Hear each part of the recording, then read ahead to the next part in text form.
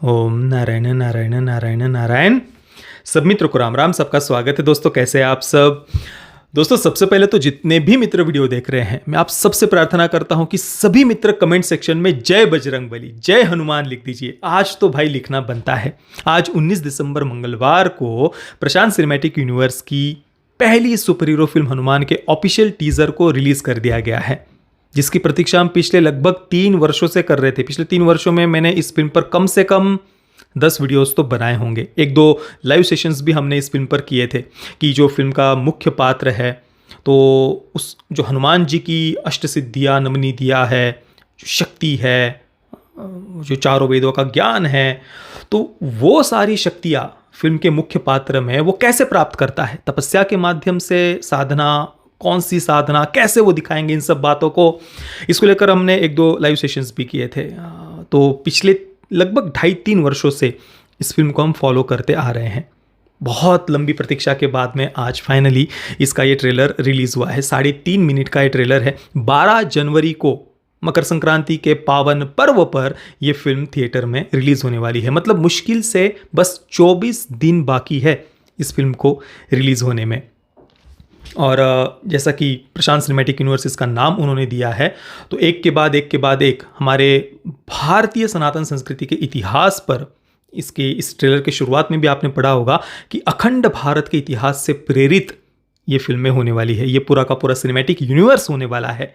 तो हनुमान के बाद में और भी ऐसे कई सारे सुपर हीरोज हमें देखने को मिलेंगे।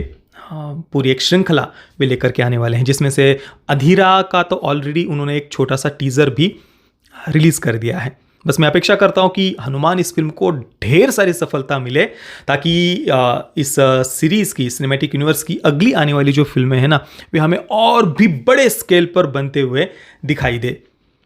और देखिए, जो ये ट्रेलर देखने के बाद में मैंने फील किया ना, एक बार फिर से मैंने कई बार ये बात कही हुई है, पर फिर से आज मैं कहना चाहूँगा कि भाई, भारत में एकमात्र तेलुगु फिल्म इंडस्ट्री ही ऐसी है, केवल और केवल तेलुगु फिल्म इंडस्ट्री ही ऐसी है जो भारतीय सनातन संस्कृति को इतने गर्व के साथ में फिल्मों के माध्यम से प्रस्तुत कर सकती है। मैंने केवल शब्द उपयोग किया। मैं यहां पर कोई अपवाद तक नहीं कहूंगा, ना कोई एक्सेप्शन भी नहीं है, कोई अपवाद तक नहीं है, दूर दूर तक। केवल और केवल, मैं केवल शब्द उपयोग कर रहा हूं बार बार, केवल और केवल तेलुगु फिल्म इंडस्ट्री ही ऐसी है जो इतने सम्मान के साथ में हमारी संस्कृति को, कल्चर को फिल्मों के माध्यम से प्रस्तुत कर सकती है। हाँ, मैं ये मानता हूं कि हर फिल्म इंडस्ट्री में कोई ना कोई इक्का दुक्का राष्ट्रवादी फिल्म मेकर्स होते ही हैं, पर वे उस इंडस्ट्री की दशा और दिशा को तय नहीं कर पाते, क्योंकि उनकी संख्या बिल्कुल नगण्य है अन्य फिल्म इंडस्ट्रीज में। पर तेलुगु फिल्म इंडस्ट्री में वो संख्या सर्वाधिक है राष्ट्रवादी विचारधारा के फिल्म मेकर्स की, और इसी कारण से ऐसा कंटेंट हम तेलुगु फिल्म इंडस्ट्री से देख पाते हैं। अब यहाँ पर भी आप देख लीजिए ना ट्रेलर में, जिस प्रकार से संस्कृत भाषा का उपयोग यहाँ पर किया हुआ है। यतो धर्मस्ततो हनुमान यतो हनुमानस्ततो जयः, जो संस्कृत का श्लोक उन्होंने जिस प्रकार से डाला है, और भी बाद में भी जो एक सॉन्ग भी है, उसमें भी संस्कृत भाषा का जिस प्रकार से उपयोग किया गया है, एकदम से वो फील होता है ना कि हाँ, हम भारतीय कंटेंट देख रहे हैं। आज तक तो भारतीय फिल्मों में से भारतीयता ही लगभग समाप्त हो गई थी। मैं बॉलीवुड की बात कर रहा हूँ, पर तेलुगु फिल्मों को हम देखते हैं तो तुरंत फील होता है कि हाँ, हम कोई भारतीय फिल्म देख रहे हैं, उसमें भारतीयता हमें दिखाई देती है। इसके कंपैरिजन में आप अभी आई हुई गणपत फिल्म का उदाहरण ले लीजिए, टाइगर श्रॉफ की। इतनी घिनौनी फिल्म, इतनी थर्ड क्लास, इतनी महावाहियात फिल्म, जिसके लिए जितने भी गंदे गंदे शब्द में उपयोग करूँ उतने कम है। मतलब छोड़िए, अब मैं मुंह अपना गंदा नहीं करना चाहता, इतने बढ़िया, इतने अच्छे ट्रेलर के बारे में मैं बात कर रहा हूं। पर देखिए, लिटरली लगता है कि हाँ, मजाक उड़ाने के उद्देश्य से ही, भारतीय सनातन संस्कृति का मजाक उड़ाने के उद्देश्य से ही वो फिल्में बनाई गई है। लिटरली एक छोटा सा कंपैरिजन करिए, उसमें अमिताभ बच्चन का जो कैरेक्टर था, जिसमें गणपत फिल्म में उस पात्र को महर्षि ऐसा कुछ उन्होंने कहा है, उसके कंपैरिजन में हनुमान फिल्म में जो एक ऋषि, उनका पात्र हम देखते हैं। आप बस कंपेयर करिए उन दोनों में, क्या फ़र्क आपको दिखाई देता है? कहाँ पर भारतीय संस्कृति के प्रतीक आपको दिखाई देते हैं, कहाँ पर सम्मान के साथ में उनको दिखाया गया है, देखिए। और उसके अगेंस्ट गणपत में ना, ये तो ऊपर ऊपर का कंपैरिजन छोड़ दीजिए, बाकी पूरी फिल्म भी जानबूझकर जैसे मॉक करने के लिए हमारी संस्कृति को वो बनाई गई हो, ऐसी ही वो फिल्म थी। पर यहाँ पर वो भारतीयता, हमारे प्रतीक, हमारी संस्कृति और सबसे महत्वपूर्ण बात, इतिहास शब्द का उन्होंने उपयोग किया है। इतिहास से प्रेरित है, अखंड भारत के इतिहास से प्रेरित है। जो माइथोलॉजी वगैरह जिनको कहना है कह दो भाई, यहां पर तो उन्होंने ट्रेलर में ही स्पष्ट रूप से उनकी विचार क्या है वो उन्होंने बता दिए हैं। और इस ट्रेलर के एंडिंग में भाई ध्यान मुद्रा में हनुमान जी जो हमें दिखते हैं, और वे अपनी ध्यान मुद्रा को, ध्यानावस्था को छोड़कर, ध्यान मुद्रा को छोड़कर जब वे उठ खड़े हो रहे हैं, उन्होंने वो रिवील नहीं किया है उनका लुक, पर भाई मैं उसे देखने के लिए इतना उत्सुक हूँ, इतना एक्साइटेड हूँ कि मैं बता नहीं सकता। देखिए थोड़ा बहुत बजट कम वगैरह, वैसे मुझे तो ये ट्रेलर देखकर ऐसा भी कुछ बहुत बजट कम है ऐसा भी मुझे कहीं पर वो विचार भी नहीं आया मेरे मन में। ठीक है, कहने के लिए कह सकते हैं कि भाई और ज़्यादा बेटर हो सकते थे विजुअल्स वगैरह। भाई जब अच्छी भावना से फिल्म बनी हो ना, तो थोड़े बहुत विजुअल्स भी इधर उधर चल जाते हैं। हाँ बिल्कुल ही वो गणपति आदि पुरुष की तरह तो वैसा भाई उसके साथ तो कंपेयर भी नहीं कर सकते इस ट्रेलर को हम।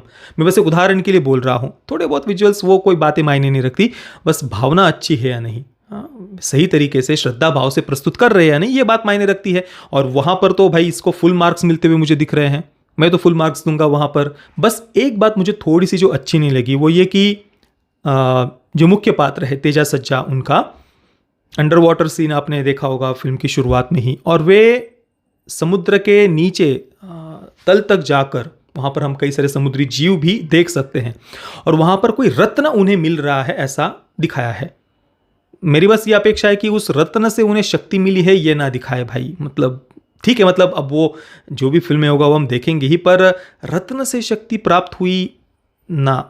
ठीक है, वो मार्वल की फिल्मों में वो स्टोन्स उनको जमा करने हैं और फिर उसके बाद में उनको सारी पावर मिल जाती है, वो अलग विचारधारा है वेस्ट की। भारतीय संस्कृति में शक्तियाँ सिद्धियाँ प्राप्त करनी है तो उसका एकमात्र मार्ग है तपस्या, ब्रह्मचर्य का पालन, संयम, सदाचार और तपस्या। सबसे महत्वपूर्ण बात, तपस्या से ही शक्तियाँ सिद्धियाँ प्राप्त होती है।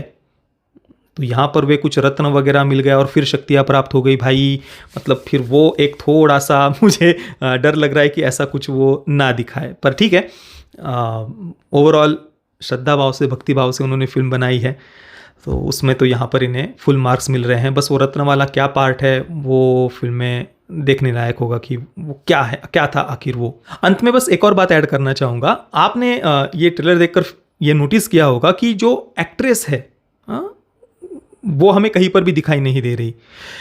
हालांकि 2-2.5 वर्ष पहले जब उन्होंने फिल्म के जो 2 लीड कैरेक्टर्स के लुक को रिवील किया था, उसमें तेजा सज्जा उनका भी एक कैरेक्टर था, हनुमंतोडू उस पात्र का नाम था जितना मुझे याद आ रहा है, और एक एक्ट्रेस के लुक को भी उन्होंने रिवील किया था।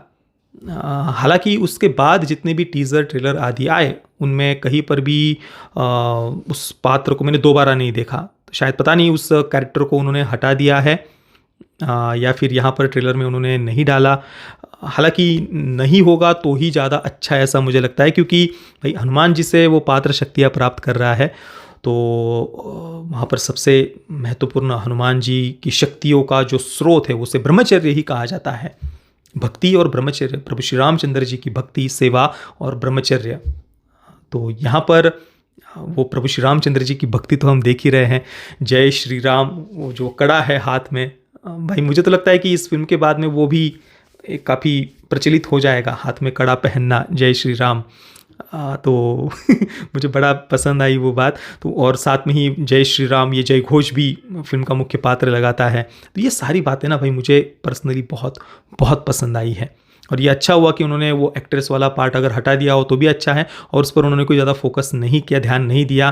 तो वो एक बात मुझे सबसे ज़्यादा पसंद आई। बाकी एक्शन सीक्वेंसेस भी अभी तो ज़्यादा कुछ उन्होंने रिवील नहीं किया है, पर ओवरऑल मुझे ट्रेलर पसंद आया और मैं अपेक्षा करता हूं कि इस फिल्म को ढेर सारी सफलता मिले। बाकी दोस्तों, आपको ये ट्रेलर कैसा लगा? आपकी क्या क्या अपेक्षाएं थी इस ट्रेलर से? क्या उन पर ये ट्रेलर खरा उतरा या आप और कुछ एक्सपेक्ट कर रहे थे? आपकी जो भी विचार है मुझे आप नीचे कमेंट में अवश्य बताना। ये वीडियो देखने के लिए आप सभी मित्रों का बहुत बहुत धन्यवाद। जय श्री राम, वंदे मातरम।